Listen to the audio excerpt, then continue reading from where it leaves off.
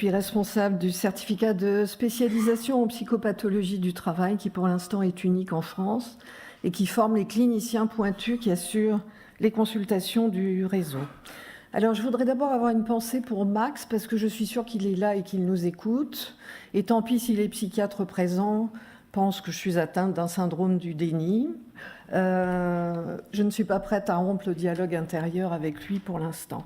Je voudrais aussi saluer cette communauté de soignants qui se mobilise pour les siens, parce que si chaque corps de métier était capable d'autant d'engagement, d'autant d'intelligence, d'autant de science dans la manière d'attraper les pathologies qui frappent les vôtres, eh bien ce pays irait mieux, car moi, cela fait 20 ans que je suis engagée dans la dénonciation des effets pathogènes des nouvelles organisations du travail, et je me souviens des psychiatres qui, lorsque j'envoyais des patients harcelés, me parlaient des petits paranoïaques ou bien des salariés fragiles pour ceux qui s'effondraient. Alors, je voudrais quand même rappeler que si nous sommes là aujourd'hui, c'est parce que le travail est central dans la préservation de la santé, non seulement de chacun d'entre nous, mais aussi de notre société. Et que ce travail est devenu bien malade dans sa manière d'être effectué sur le terrain, et que c'est lui, ce travail en mode dégradé, qu'il faut réparer si nous voulons réparer nos soignants. En tout cas, on l'a vu, considérer le soignant qui décompense comme quelqu'un de fragile est une aberration et aussi une maltraitance théorique. Le soignant qui décompense est une sentinelle, je vous rejoins tout à fait sur le terrain de cette affaire-là, qui annonce en premier, probablement parce qu'il est celui qui est le plus engagé dans l'exécution du soin, dans les règles de métier et dans les valeurs de l'art, qui annonce l'atteinte des autres. Et il faut donc approcher les soignants en burn-out de façon systémique, en se demandant comment vont les autres et quand ils vont craquer.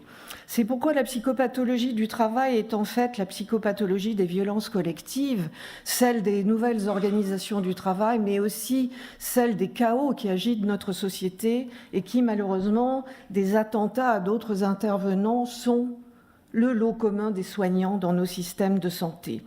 En psychopathologie du travail, nous parlons de deux familles.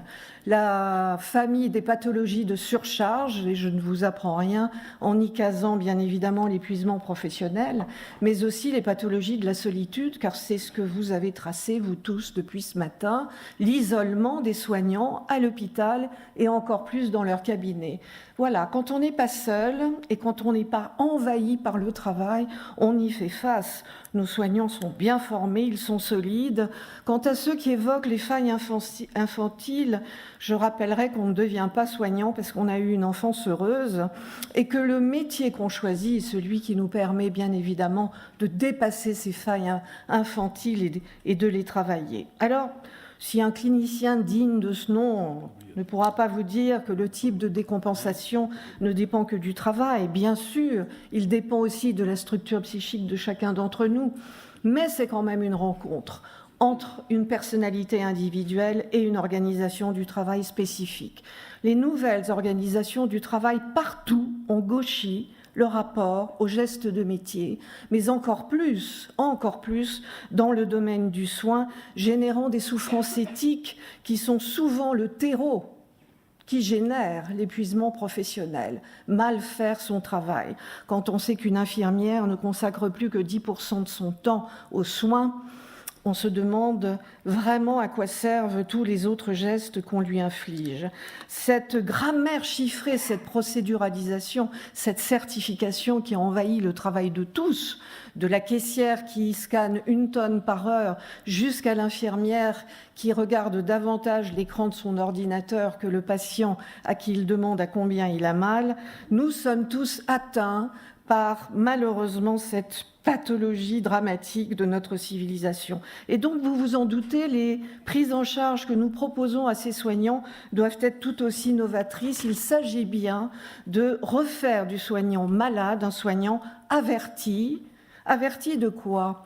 De la spécificité des organisations du travail, parce qu'il faut qu'il apprenne à les décoder, de la spécificité des chiffres des enquêtes épidémiologiques SUMER qui sont faites tous les 6 ans et qui recoupent parfaitement, monsieur, les chiffres que vous avez énoncés tout à l'heure.